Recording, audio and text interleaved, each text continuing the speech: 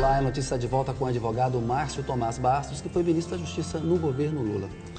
Doutor Márcio, o ministro Gilson Dipp disse nesse programa que há uma certa vulgarização do habeas corpus, um certo uso excessivo da parte dos advogados, a fim de garantir a impunidade de clientes. Então, se pede habeas corpus para tudo. Primeiro, eu queria que o senhor explicasse, porque sabe muito melhor do que eu, o que é habeas corpus, e se o senhor concorda que haja algum tipo de restrição a esse expediente jurídico. Não, habeas corpus é uma das maiores conquistas. Habeas corpus começou há muitos séculos a ser usado como instrumento de proteção à liberdade individual. E ele, no Brasil, teve a sua doutrina construída pelos habeas corpus impetrados pelo Rui Barbosa, no Supremo Tribunal Federal. De modo que eu acho que ele hoje tem uma estrutura consolidada, um desenho institucional pronto, acabado. E ele serve para quê? Ele é o quê? Ele serve para você impedir qualquer atentado à liberdade individual das pessoas, a liberdade de ir e vir. Há uma ordem de prisão contra mim, eu acho que é injusto, eu peço a um advogado que apresente o habeas corpus.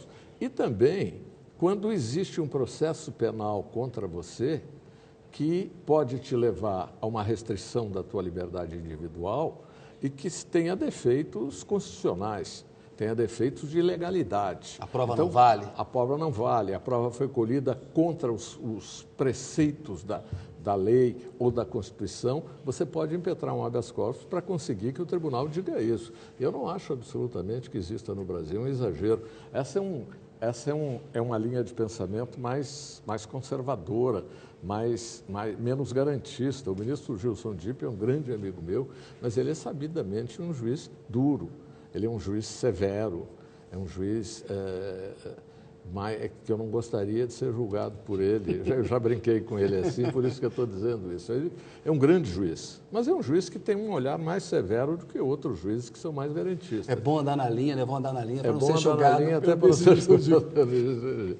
Mas ele é um grande juiz. Ele é um grande, deu uma excelente entrevista, tem feito um bom trabalho na questão do Código Penal no Senado e na Comissão da Verdade. Ele é presidente da comissão que aprontou esse projeto de Código Penal e da Comissão da Verdade, em ambos os casos, além das outras atribuições judicantes dele, ele faz um trabalho com muita proficiência. Agora, não falando do habeas corpus, mas dos recursos em geral, ou seja, não tem muito recurso na lei de fato, doutor Márcio, os projetos não se arrastam durante muito tempo. O senhor mesmo foi ministro da Justiça, mandou para o Congresso propostas de reforma do Judiciário, ou seja, essa possibilidade que se tem sempre de colocar mais um recurso, aí passa um tempo, isso não acaba deixando que os crimes prescrevam, que as penas não possam ser aplicadas? Não, essa é uma visão conservadora. Por quê? Essa é uma visão não garantista. O problema do Poder Judiciário é a lentidão dele e não o fato de haverem recursos. O problema é os recursos demorarem para ser julgados. O negócio é julgar rápido. É claro. O problema está nas instituições policiais, na investigação, na falta de perícia, na demora para fazer a denúncia, na demora para ter a instrução. Tanto que quando nós obtivemos a emenda constitucional 45, que foi a reforma constitucional do Poder Judiciário, em seguida nós mandamos ou reativamos no Congresso, ou priorizamos no Congresso, 26 projetos para acelerar o processo trabalhista, o processo civil e o processo penal. O processo penal hoje é mais acelerado, mas ainda é lento. A questão é a lentidão da justiça, é a demora da justiça. Eu fiz um júri há alguns anos, em que eu era assistente de acusação, em que entre o homicídio e o primeiro júri mediaram 10 anos. Nossa.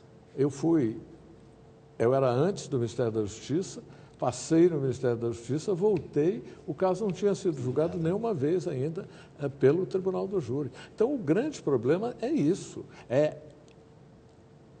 adjornar, é renovar. Isso, como se faz isso, a solução? Isso se faz com o uso intensivo de informática, com práticas inovadoras de prestação da jurisdição, com uma polícia mais eficiente, com uma perícia mais eficiente. Você não pode pensar numa justiça eficiente quando só 3% dos casos de homicídio vão a julgamento. Os outros ficam com uma autoria desconhecida, porque falta perícia, falta investigação, falta tudo isso.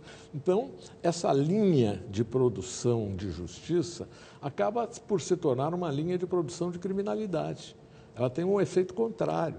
E isso não está nos recursos, isso está nas engrenagens, na lentidão da justiça, na demora da justiça, na ineficiência das investigações, tudo isso.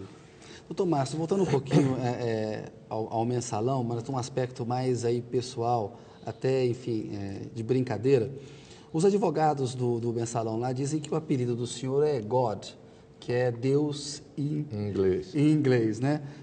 De onde que surgiu esse apelido? Alguém já ligou para o senhor e falou, God, me dá uma dica aí e tal? É só depois que saiu essa. Eu só soube disso pela matéria que saiu numa revista, né, que eu era chamado de God. Até tem um desenho assim, plagiando o Michelangelo, parafraseando o Michelangelo. Mas eu nunca soube disso.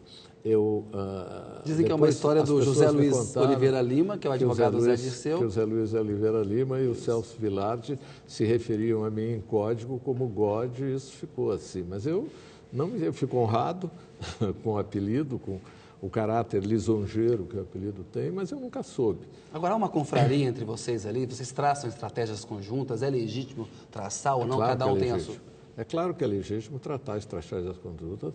A Constituição define a defesa ampla, a defesa plena, né, como um direito do réu.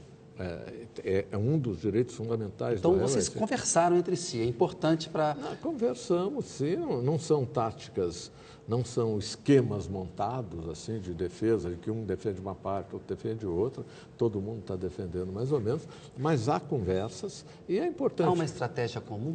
Eu não acredito. Eu acho que as estratégias confluem pela própria natureza daquilo que se encontra nos autos. Os advogados bateram muito na inconsistência, no entender deles, da acusação. Mas ela está inconsistente. Ela está inconsistente até porque, respeitando o grande esforço do procurador e da procuradoria, mas ela não acredito que tenha provado efetivamente as suas teses. Tomás, você já participou de mais de 700 julgamentos. Diz que ficava nervoso e que fica nervoso quando vai para... Por quê? Porque dá uma bola no estômago, assim, antes de subir para falar, né? Ainda mais no Supremo, na minha idade. Depois... Garoto, 77 anos, em plena forma. Depois de toda uma carreira longa, assim, para mim é difícil, é uma responsabilidade muito grande. Cada vez mais eu sinto que aumenta a minha responsabilidade. Porque as pessoas querem saber o que eu vou fazer, o que eu vou falar ali. Pois é, o senhor de fato é uma espécie de líder desses advogados. Não sou um líder, eu sou um irmão mais velho dessa confraria. Mas eu fico nervoso, eu fico tenso. Eu me lembro que no dia que eu fui fazer a sustentação no caso do mensalão, eu ia falar em primeiro lugar, às 2 horas, né? Então, quando eu cheguei lá, me passou pela cabeça assim, se passasse aquele jato aqui agora e destruísse esses vidros todos, eu adiaria isso Essa angústia foi mais... por uns meses. E o senhor é supersticioso? Que tipo de superstição que teve, por exemplo, ao discursar? Eu tenho várias superstições. Aliás, eu não posso ouvir uma superstição que eu pego. Eu já adoto imediatamente como minha.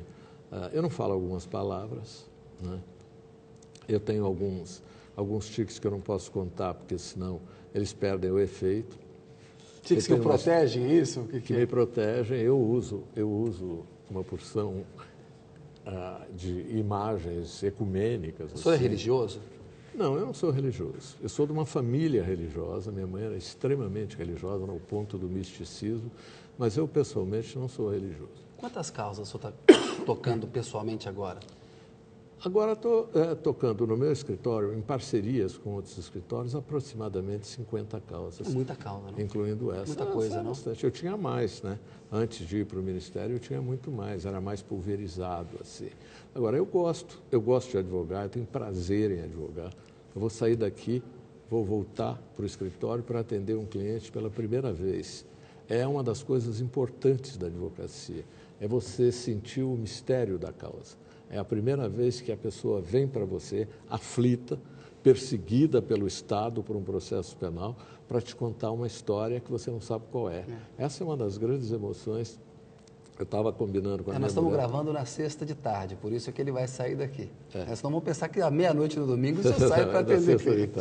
E o que aconteceu? Eu estava combinando com a minha mulher de diminuir um pouco o ritmo, Sim. botar o pé no freio e diminuir um pouco o ritmo para viver um pouco mais. E aí ela falou, por que você não para de pegar causa nova? Eu falei, mas é a única coisa que eu gosto é pegar causa nova. As velhas já perderam um pouco a emoção. O senhor costuma citar um advogado famoso americano, o Edward Bennett Williams, né? Que Isso. dizia ao falar dos clientes dele, eu defendo os meus clientes da culpa legal. Julgamentos morais eu os deixo para a majestosa vingança de Deus, né? Eu me lembro disso, que na época que o senhor aceitou advogar por Carlos Cachoeira, isso foi muito criticado. Esse pensamento permeava a sua cabeça o tempo inteiro? Isso. Esse é um dos empeços, um dos obstáculos que existe hoje, como existia no tempo do Williams, para o exercício do direito de defesa do Brasil. É uma categoria criada de réus indignos de defesa. Tem alguns clientes que não podem ser defendidos, ou pelo menos não podem ser bem defendidos. Eles podem ter uma defesa formal, uma defesa que não seja efetiva. Que todo mundo acha que é culpado, a opinião pública acha que é bandido, então merece... É esse que precisa de defesa, para que os seus direitos legais não sejam desrespeitados, para que ele não seja linchado. Eu me preocupo muito com essa possibilidade do réu linchado, do réu que, ao invés de ter o devido processo legal, como o Gushken teve, ao invés de ter o devido processo legal que redunde numa sentença justa, ele seja linchado. Você vê risco de linchamento para o Cachoeira?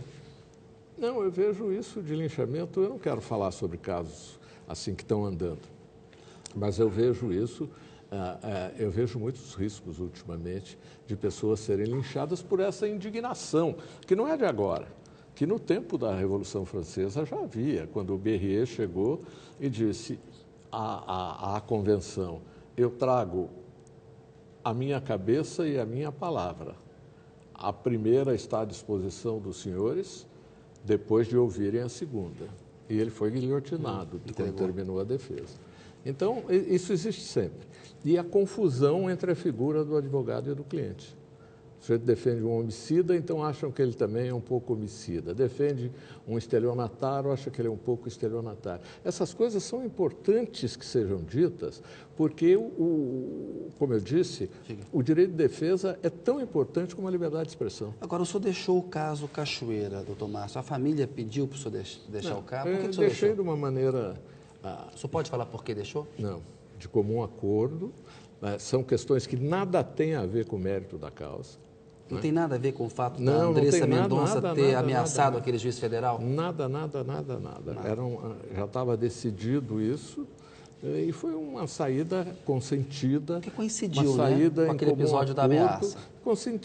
Coincidiu, mas não houve... Não foi por isso mesmo? Não foi de jeito nenhum. E as razões não têm nada a ver com o mérito dele é inocente, dele de ser culpado. De jeito nenhum. Doutor Márcio, os honorários dos grandes advogados, a revista Veja fez uma matéria recentemente falando que os honorários do senhor estão na casa ali dos 20 milhões, saiu nota dizendo que a defesa do Cachoeira custaria 15 milhões, aí depois vem um advogado com 5, com 2, com 1. Pergunto para o senhor essa questão dos réus para os advogados famosos, ou seja, o que leva a aceitar? Claro, do cliente rico, do qual você pode cobrar, mas tem também, só aceita a causa sem cobrar pela importância da causa. Para um advogado, às vezes, não tão famoso, é importante pegar um cliente famoso e cobra menos e defende. Como que é isso? E se, de fato, os seus honorários estão nessa faixa aí? Eu não falo sobre honorários, né? Eu falo sobre honorários para a Receita Federal todo ano, quando eu tenho que prestar contas, e para os órgãos de controle disso. Mas sobre honorários eu não falo, porque isso faz parte do sigilo profissional e é inerente a isso. Sim. Agora, o Mark Twain, uma vez, anunciaram a morte dele num jornal. E aí ele escreveu, olha, a notícia da minha morte é um pouco exagerada. Eu repetiria essa frase dele a esse respeito. Mas essa causa que eu vou sair para atender hoje, sexta-feira, agora no meu escritório, não é uma causa que vá me dar honorário. Isso é uma causa que eu vou fazer pro bono. Porque eu gostei da causa, eu sei qual é a causa, eu quero ouvir a pessoa, eu sei que a pessoa não pode pagar, mas eu vou fazer porque eu gosto de advogar Eu acho que dinheiro é muito um subproduto. Se você começar a colocar o dinheiro dos honorários como foco principal da sua vida, você não vai longe profissionalmente. O dinheiro tem que ser um subproduto que vem do reconhecimento do seu trabalho, que te dá a reputação e tudo. De modo que eu trabalho muito assim. Eu muitas vezes trabalho de graça, muitas vezes trabalho sem cobrar honorários, não pensando que a causa é importante, às vezes uma causa insignificante, que eu vejo uma injustiça, diviso uma injustiça. Eu recebo muitas cartas no escritório, cartas vindas de prisões de todo lugar, o sujeito se diz injustiçado e tal. Todas são examinadas. Nós temos uma ONG, que você sabe que é o IDDD, Instituto de Defesa do Direito de Defesa, que a gente usa isso também para atender a todas as pessoas que não podem pagar. Ô Márcio, chegamos aqui ao final do programa, tem o Pinga Fogo. Queria que o senhor respondesse rapidamente. O maior desafio do Brasil? Educação. O maior desafio do planeta? Meio ambiente. Um amor? Pela minha família. Uma paixão? Advocacia. Um lugar? A minha casa de praia. Uma surpresa? É uma surpresa. Um ódio? Não tenho. Um arrependimento? Não ter aceito uma bolsa de estudos que eu tive a oportunidade de aceitar e morar uns anos no exterior. Que país seria? Inglaterra. Um sonho? Ver meus netos felizes, minha filha feliz, minha mulher feliz e os meus amigos felizes. Márcio, agradeço muito a sua entrevista. Obrigado, boa noite para o senhor. Obrigado. Obrigado a você. E vamos ver se fazer mais uma Vamos depois fazer passar do julgamento. Vamos fazer. Muito obrigado, boa noite. Boa noite. Boa noite. A notícia volta na semana que vem, logo após o Dr. Hollywood Brasil. Você pode acompanhar todas as entrevistas no nosso site. O endereço está embaixo na telinha. E as notícias do É Notícia pelo meu Twitter. Tenha uma excelente semana, muito boa noite e obrigado pela sua audiência.